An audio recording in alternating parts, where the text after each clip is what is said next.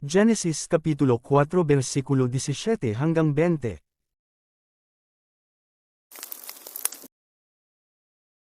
Pero bago tayo magpatuloy, huwag kalimutang mag-follow.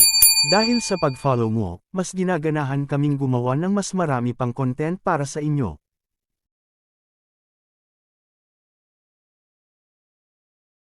Genesis Kapitulo 4 versikulo 17. At nakilala ni Cain ang kanyang asawa, at siya'y nag-ihi at ipinanganak si Enoch.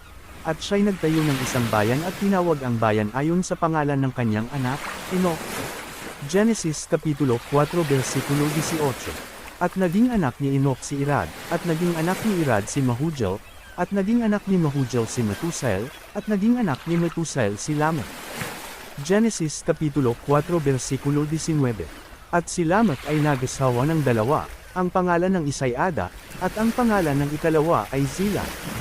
Genesis Kapitulo 4 versikulo 20. At naging anak ni Ada si Jabal, na siyang naging magulang ng nangagsisitahan sa mga tolda at may mga hayop.